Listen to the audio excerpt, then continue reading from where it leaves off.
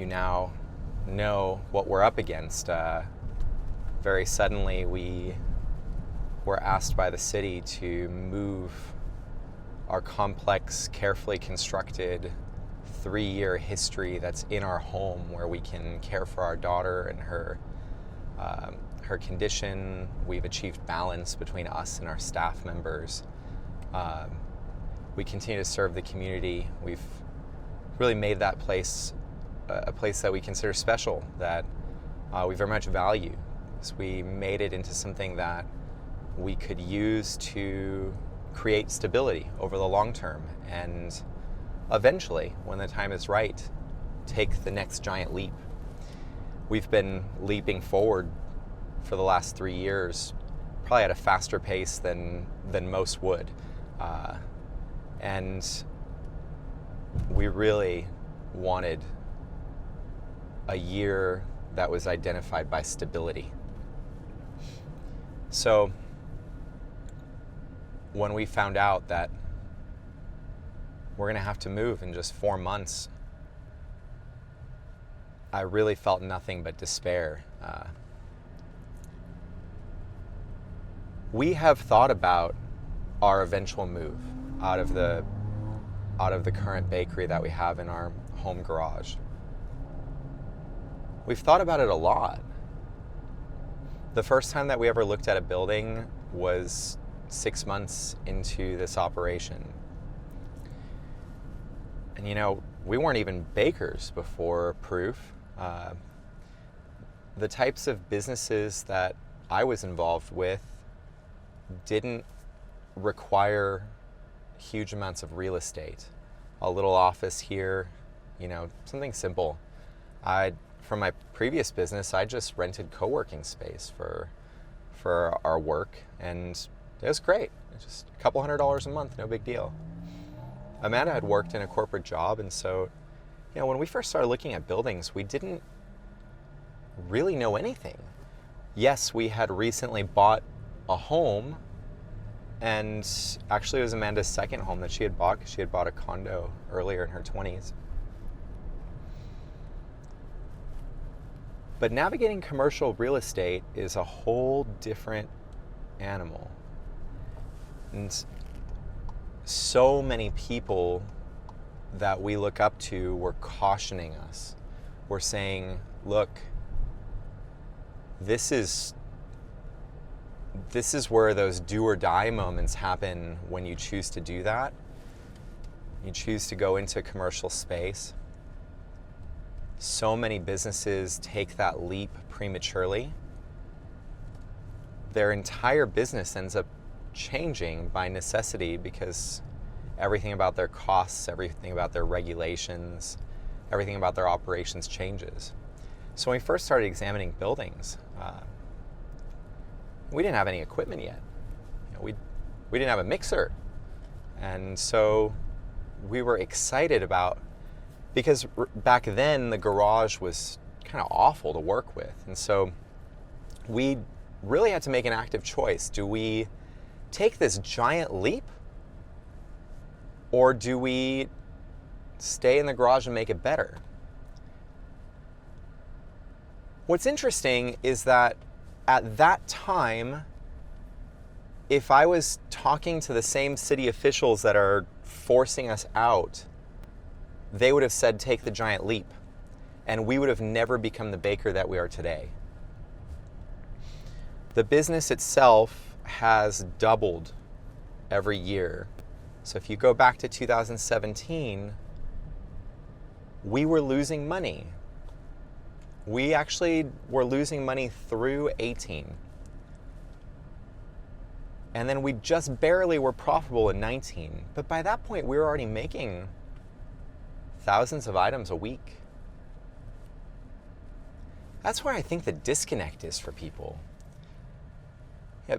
A lot of times people really only look at what they can see. They see, oh, you show up with so much bread and so much pastry and you go home empty-handed. You're successful. There's some truth to that. But when you're starting a manufacturing type of business, it's not an office anymore. We still have an office. We still have printers. We still have office supplies. We still have everything that an office-based business needs. We have computers, whole 9 yards. We have more iPads and technology so that we have POS systems at all of our markets than I ever did as a office type business. But then on top of it, we have so much physical infrastructure that allows us to manufacture what we make, which is bread and pastry. Without those pieces of equipment, first, that idea of moving into a building 3 years ago, you'd have to be absolutely insane, and people do take this insane step. They take everything out on loan, everything. And who ends up winning?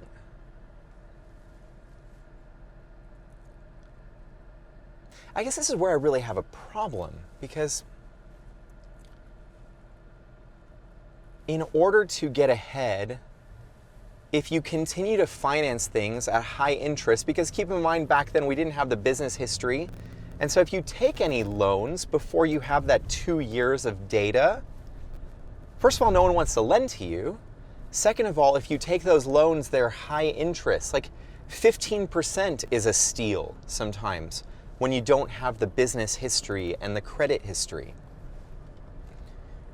So back then, Amanda and I had decided, look, we cannot move, because otherwise, everything about what we're doing doesn't make sense anymore.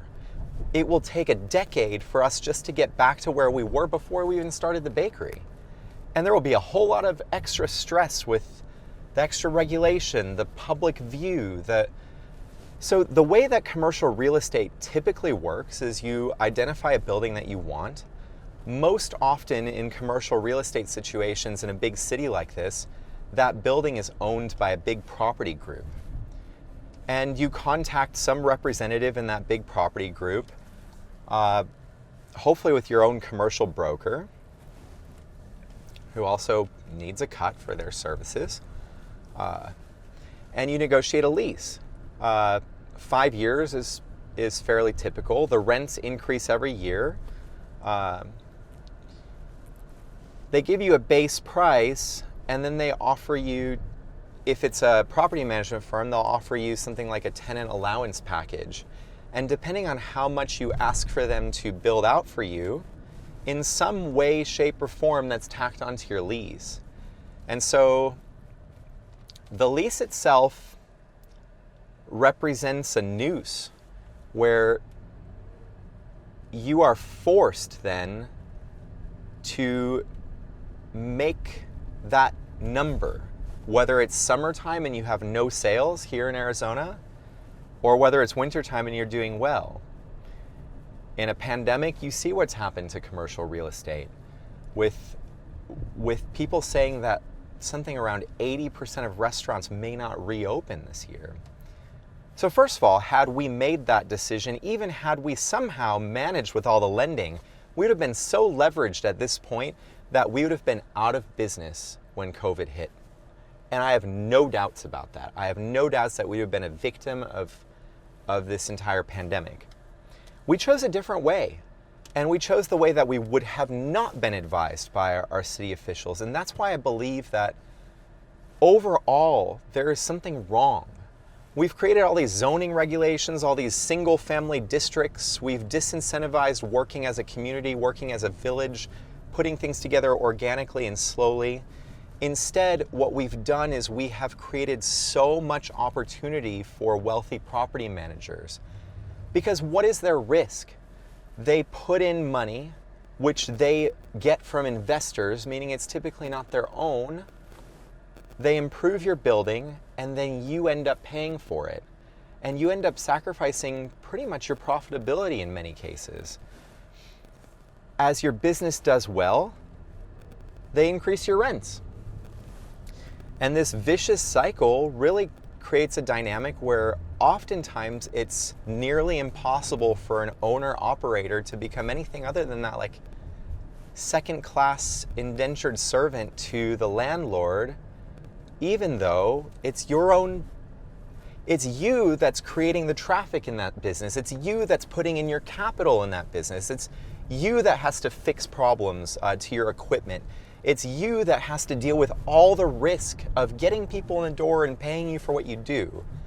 And whether you sell or not, you have to pay for that building.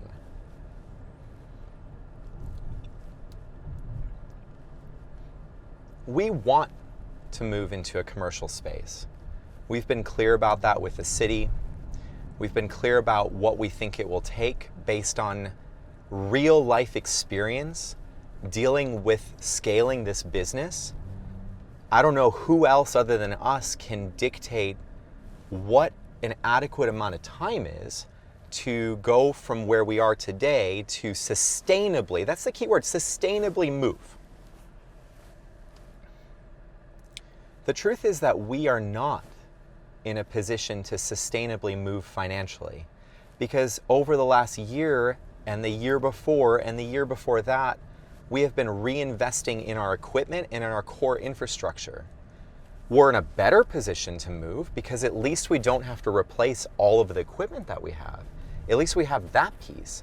And the thing is that officials would have had us moving before that. Everybody says that we have such a great local business, including the mayor, but we have a great local business because of the specific way that we chose to build it. And if we chose to build it in any other way, it would have completely changed.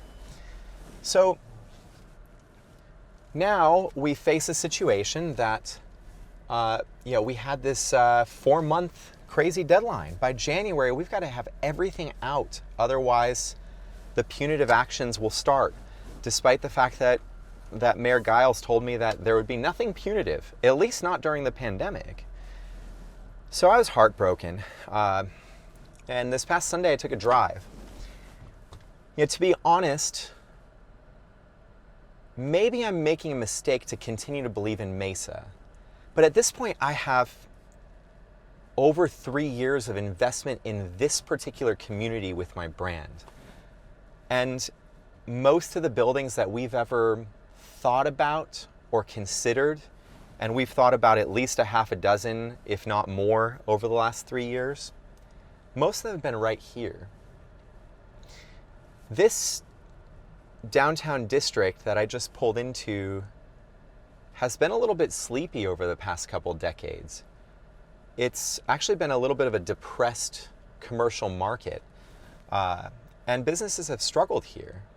But the city has wanted to revitalize it. And dare I say that part of the problem is the way in which small businesses are being treated. Not just here. This isn't a story about Mesa in general. This is actually a story about Main Street. And we are on Main Street. So I want to sort of recreate this past Sunday because I was in total, utter despair. In the past 3 years, the vast majority of the buildings down here have been consolidated down from many original or longtime owners down to just a handful of property developers. The rents have more than doubled. There's still so many vacancies. This is not a downtown district that you go into saying, oh, I'll gladly pay a premium price because I can expect a premium return. This is actually a downtown district that requires energy that brands like ours bring in order to revitalize it. The landlords themselves cannot revitalize this downtown district without the people that occupy those buildings and do something with those buildings. So Amanda and I wanted to create stability in our home so that we could save money for a down payment to buy a building, so that we could have that vested interest that's long-term in the city, and so that we could actually make an impact to change the course of incentive. Because if you're an owner-operator that owns that real estate, you're going to make it the best you possibly can. If you're a landlord with an owner-operator inside, you might, if you have goodwill and if you are excited and you have energy. But more often than not, landlords just collect a check, don't put money into their buildings, and put all the burden out on the owner-operator. We've certainly seen a lot of evidence of that here. We actually have a lot of friends down here that run businesses down here. And so we know the dynamics down here. We know what we're up against. And so I drove down here on Sunday to try to clear my head, because sometimes good things happen to me when I just take a drive. And I really wasn't expecting much. But let's get out. I want to take a walk. Where if you go to other parts of the country, you see a lot of historic downtown districts, even in small little towns. Like, I grew up in Chicago, and it's probably more than this, but at least 50 downtown districts that are akin to this. In Arizona, this type of district that has 100-year-old brick buildings on Main Street, kind of that iconic retail thing, it's rare. And downtown Mesa is one of the only places like it in the entire Phoenix metro area. In fact, downtown Mesa has more of that small town downtown feel than just about every other city that I know of in the Phoenix metro area. I would even argue that it has more of a charming appeal than downtown Phoenix. Perhaps Old Town Scottsdale would, do something in there, but there is something extremely charming about the buildings down here, and that's why we fell in love with this place a while ago. We were really sad to see these buildings go to new owners in the form of property managers and big developers, because prior to their ownership, the people who own these buildings had held them for decades, and they were citizens of this city and had a vested interest in it. Given that our business has been such a small, family, wholesome run thing, there's something antithetical about taking on this form of a boss in a corporation. I mean, after all, we're a small, local community business, and everything we do, our whole supply chain is small, local, community-oriented. So I was despairing over, how am I going to move everything that we've worked so hard for in just 4 months during a busy time for the bakery, when I still have a production role often that I have to do. I drove down here, and that was the first building that I wrote an address down for, but I noticed that it was owned by that developer and thought, wow, maybe I will have to make that compromise, which for me was a hard no, but maybe I'll be sort of squeezed to do that. That's one of my big fears, is that however I looked at this, I would end up getting squeezed. I would end up having to compromise my values, the values Amanda and I share, the values that our entire team shares, and we would have to all of a sudden start transforming into something different. But it strikes me that we didn't get to this point as a community bakery by compromising our core values. You have to believe in something and stick to it. And when you're growing a business, if it's successful because of your core beliefs, then it's very important that you don't trade those core beliefs as you have to grow. Unfortunately, I think that happens often, and it happens because of the various pressures that business owners face, which I don't necessarily think everybody understands. So on Sunday, I was just walking down here by myself, and that building, I looped around and checked out the parking lot, because we need a building that's big, but also that has distribution potential. And I saw there's a parking lot, but it wasn't ideal. No garage door back there, not really a clear access. So I kind of had to rule it out. Plus, it had that property management firm that I wasn't excited about. Well, so then I stumbled upon this building. Same exact sign for rent, same exact property management company. It has a door in the back that backs to a parking lot. It's a little smaller. I looked inside and I thought, well, maybe I could make this work. Except I knew that I would never own this building. And that was the other thing. Amanda and I want to be a community staple. We would like to have the opportunity to be here 30 years from now. we'd like the opportunity where if people want to come and visit us at our bakery, they can come now, and then they can come return in a decade from now and still enjoy the same, or hopefully better, experience by that point. We didn't see that possibility if we couldn't have a pathway to owning the real estate. So one of the things that I wrote on my wish list over the last 3 years was not necessarily owning the real estate today, because the buildings down here are expensive. They can get upwards of $1 million, and I don't think that that's something we can do right now. But my wish was that I could work with a single individual and write in a buyout clause of some kind into our lease agreement. And that one piece, which is the one piece that in some ways Amanda and I most want. See, a lot of people rent because it's a little bit less responsibility with renting. You have a landlord that can fix up the property if you need to, and it's much easier to add a second and a third and a fourth because you have this big team of property managers that's keeping all of your properties up behind the scenes. You don't have to worry about an air conditioner going out or whatever, the roof collapsing on you.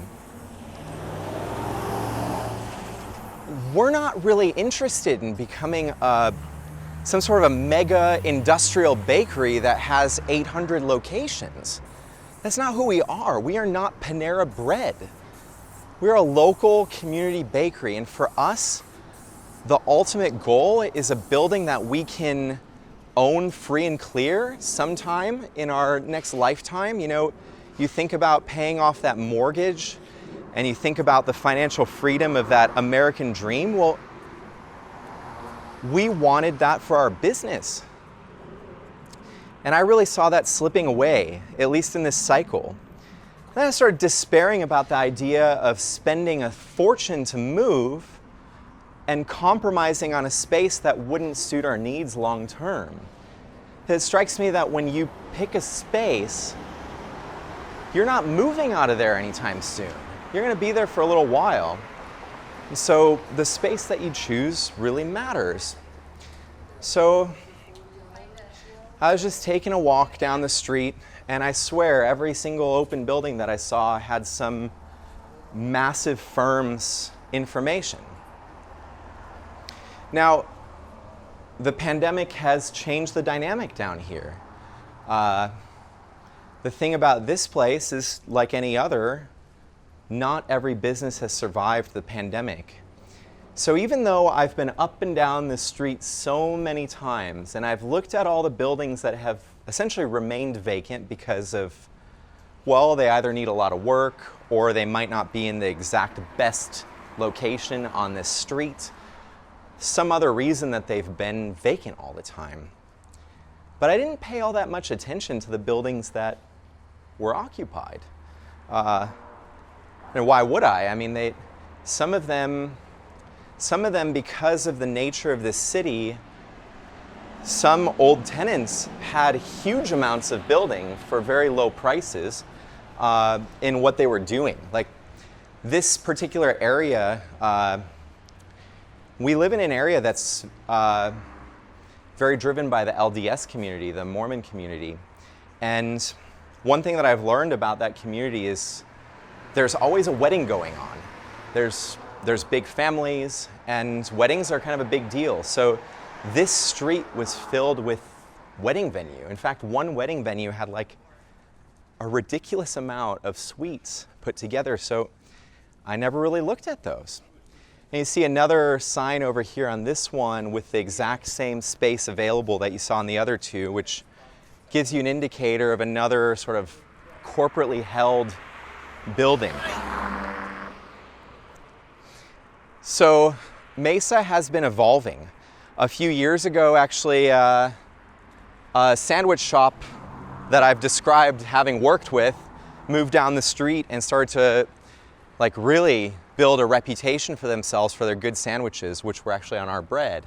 And they're a hit down here. They continue to be. They were one of the first newer businesses that sort of represented a newer generation of entrepreneurs down here. Then a cidery opened up just around the corner called Cider Core. Amanda and I actually celebrated our wedding there. We loved that place so much. While we were celebrating our wedding, we had a crew member in our first year named Mike, who would come down here on Friday nights down the street and do a artisan pizza pop-up on the street side. He did it on Fridays at first, that's it. Then he added Saturdays, and then later on he added Thursdays. But he moved his location from there on Thursdays to Cider Core, a cidery just down the road. And gosh, we were starting to get very excited because life was just happening down here. Things were changing. This summer, one of our favorite local taco shops, they have several locations in the valley, opened up right here. It's called Tacos Chuas. And Amanda and I had only been to their Phoenix location maybe once or twice, but we liked it. And so we came out here and we checked it out, and we were blown away. So on that day, like 3 weeks ago, we came out this door, and then we looked at this building. Something struck us right away. For one, there's skylights and natural light throughout. Tall ceilings, which we liked. And both walls seem to be floor-to-ceiling brick, which we are completely in love with. A lot of the buildings that have like brick that's been painted over to make it look like a wall, if we would ever end up in a building like that, we'd probably get rid of all that and expose the brick again. We love that look. So this used to be a part of a wedding venue. And this Sunday when I was walking around down here, I saw this sign. And it was different than all the other signs. It just says, call Laurent.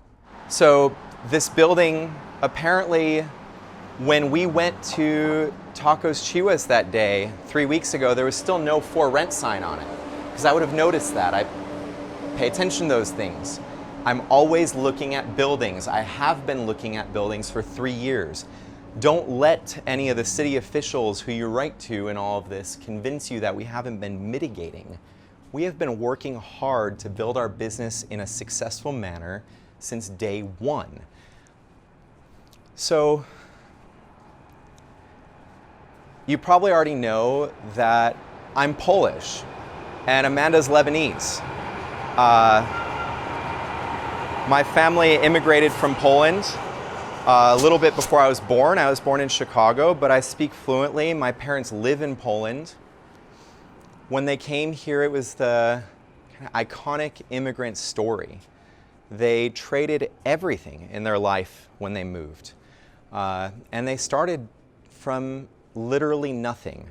My mom was a school teacher by training in Poland. That didn't matter when they moved here in the 80s. None of those qualifications transferred. Neither of them spoke the language, and they both took jobs working for a little over $1 an hour. They had to work multiple jobs to make ends meet. They had a difficult time until one day my dad was offered an opportunity for a contract type business that blossomed. And they ended up doing pretty well for themselves before the last recession, and were able to sell their home and retire back in Poland, where they've been living ever since. Amanda's family fled civil war in Lebanon to be here.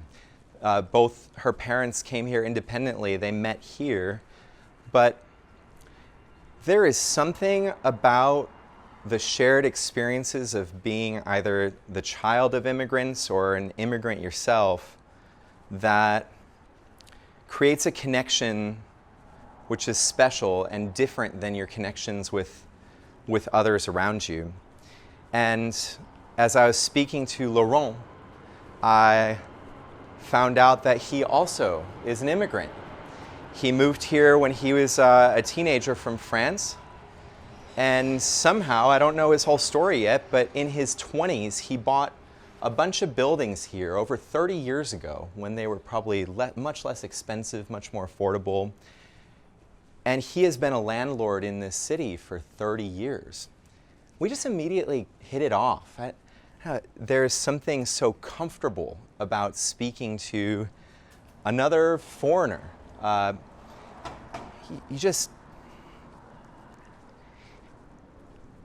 None of us immigrants or first generation people have a legacy from which to start here in this country. And so we're all forced to start from the beginning. I stand on the shoulders of my parents who came before me. But there are people in this country that stand on the shoulders of their parents who stood on the shoulders of their parents who stood on the shoulders of their parents and have some starting point in their life. Certainly not everybody. And certainly it doesn't take an immigrant to discuss the inequalities in our society. However, immigrant people tend to be hardworking, they tend to be gritty, they tend to do a lot of work themselves. And this landlord was all of those things. So, because I was kind of feeling hopeless, I just laid all of my cards out on the table and said, is there any chance that you would ever sell this building to me? He said, I'm 58 and I don't have any kids. I certainly don't want to sell right now. So, it's okay. I don't want to buy right now. But he said, I do eventually want to sell, probably in about 10 years. And what's interesting is the night before, we were writing an email to the councilwoman who oversees this district and writing a list of things that we needed in a building. And the first bullet point was a path to ownership within 10 years. So it's like, wow, is this something or what? So while I was talking to him, I pulled around to the back of the building, which is where we've walked to. It's a big, strip of buildings, so I had to walk all the way around them.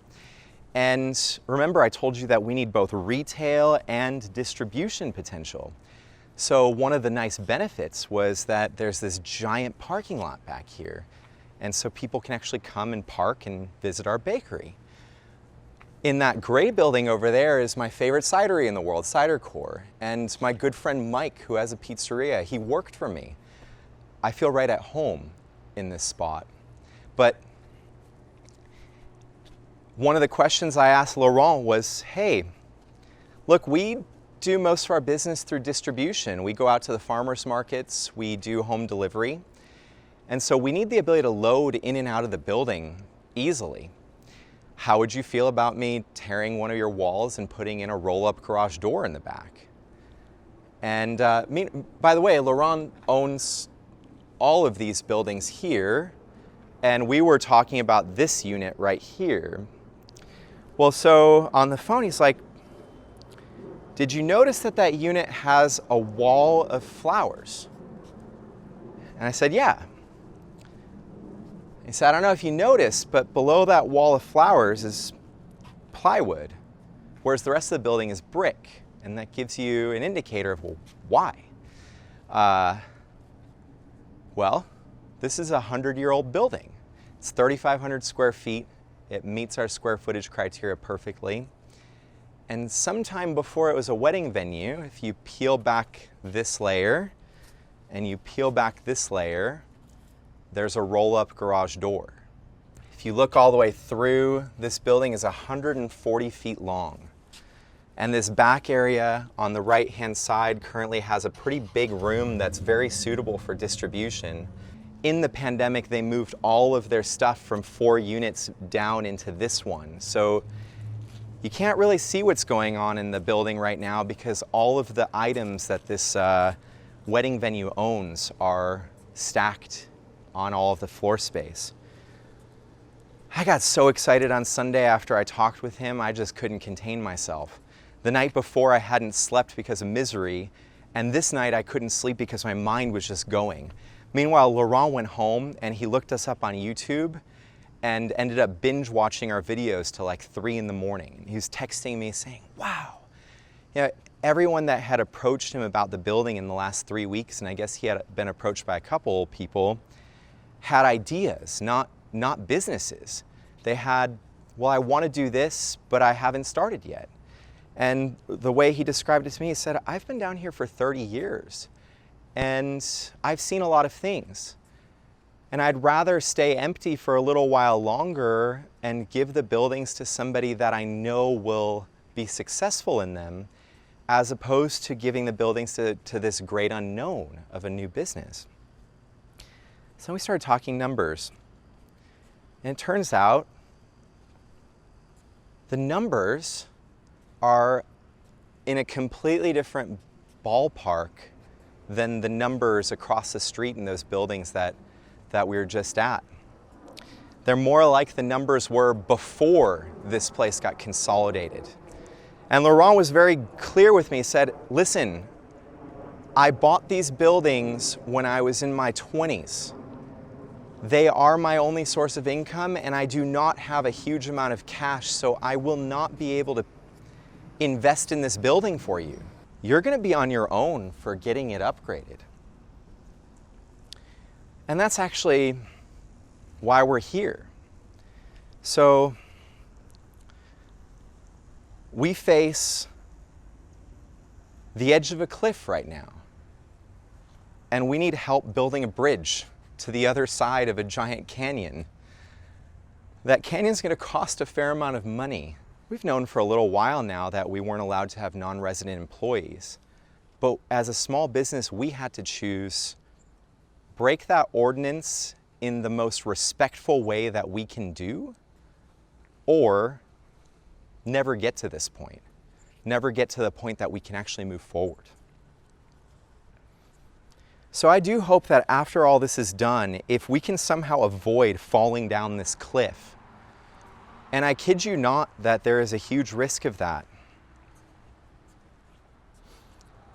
If we can, I want to make sure that a cottage baker has a sustainable path forward, not just when it's just the cottage baker and their home kitchen, but rather when it's the cottage baker, perhaps their garage bakery, perhaps a small crew, and they're finally getting to the level that they can move forward. I want to create a situation where there's actually a transition plan that allows them to do this sustainably. It shouldn't take what I'm having to do now. It shouldn't take literally us begging for our existence because we have been successful. But how successful am I supposed to be, really? 3 years in, should I have $250,000 saved? Is that realistic when 3 years ago I didn't own a piece of equipment?